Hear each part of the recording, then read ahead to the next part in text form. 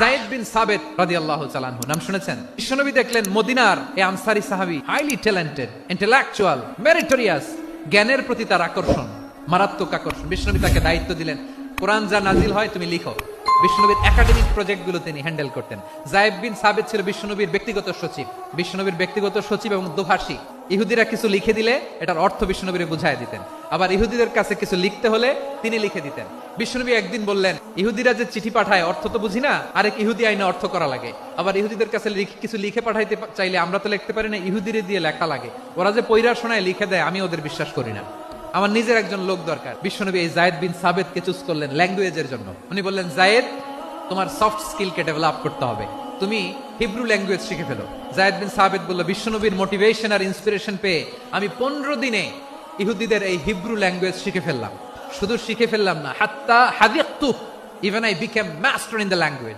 এক সাহাবী বেশি ইবাদত করতে যেয়ে বললেন যে আমি আজ থেকে সারা রাত তাহাজ্জুদ করব, রাতে আর ঘুমাবো না। আরেক সাহাবী বললেন, আমি সারা বছর রোজা রাখবো, আমি আর রোজা ভাঙবো না। আরেক সাহাবী বলে, আমি আমার স্ত্রীদের কাছে যাব না, আমি সন্ন্যাসী জীবন যাপন করব। তো রাসূল সাল্লাল্লাহু আলাইহি ওয়াসাল্লাম শুনে অপছন্দ করলেন, বললেন, তোমরা নাকি এমন এমন বলেছো? আমি তো বিশ্বনবী রাহমাতাল লিল আলামিন, আল্লাহর হাবিব, আমি তো কোনো দিন রোজা রাখি, আবার কোনো দিন রাখি না। সোম বৃহস্পতিবারে রাখি, অন্যান্য দিন তো রাখি না।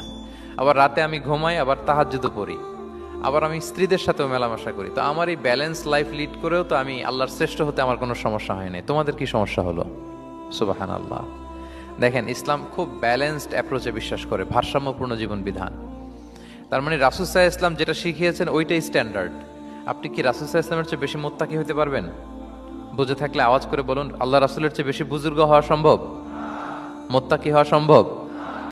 সাহারা মরুভূমির মধ্যে যদি তোমার হাতের আংটি ছুঁড়ে ফেলে দাও, পুরো মরুভূমির তুলনায় তোমার হাতের আংটি যত ছোট, আল্লাহর দ্বিতীয় আসমানের তুলনায় প্রথম আসমানটা ঠিক তত ছোট। আবার তৃতীয় আসমানের তুলনায় দ্বিতীয় আসমানটা ঠিক ওই রকম। আবার চতুর্থ আসমানের তুলনায় তৃতীয় আসমানটা ওই রকম। এইভাবে 7 আসমান, এরপরে আল্লাহর কুরসি, মাউদাউল কাদামাইন, যেখানে আল্লাহ তার কুদরতি পা রাখেন। তো 7 আসমানটা যত বড়, পুরো সাহারা মরুভূমির মধ্যে আংটি ফেলে দিলে মরুভূমির তুলনায় আংটি যত ছোট, আল্লাহর কুরসির তুলনায় পুরো 7 আসমানটা ঠিক তত ছোট। কল্পনা করা যায়? এজন্য আল্লাহ বলেছেন, আফালা ইয়ানজুরুনা ইলাল ইবিলি কাইফা খুলিকাত। একটু উট নিয়ে চিন্তা করতে পারো না? আকাশটা নিয়ে একটু ভাবতে পারো না? ওয়া ইলাল জিবালি কাইফা নুসিবাত। একটু পাহাড়ের দিকে তাকিয়ে একটু অবজারভেশন করা যায় না, রিফ্লেকশন?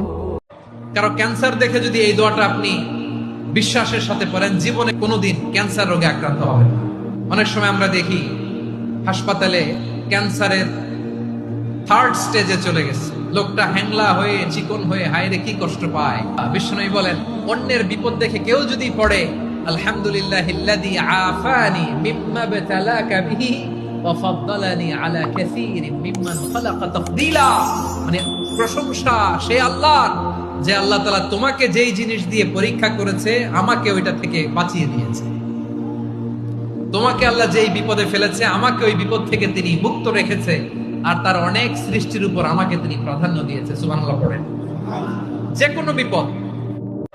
বিষ্ণু বলেন, তোমাদের হাতের তালুগুলো উপরের দিকে, ভিক্ষুকরা যেমন চায়, স্যার 2 দিন ধরে কিছু খাই নাই স্যার, 2টা টাকা দেন, এই যে ভাবে যে চায় হাত পাতে, এরকম হাতের তালুগুলো উপরের দিকে করে ভিক্ষুকের মতো আল্লাহর কাছে চাও, হাত তুলে চাও।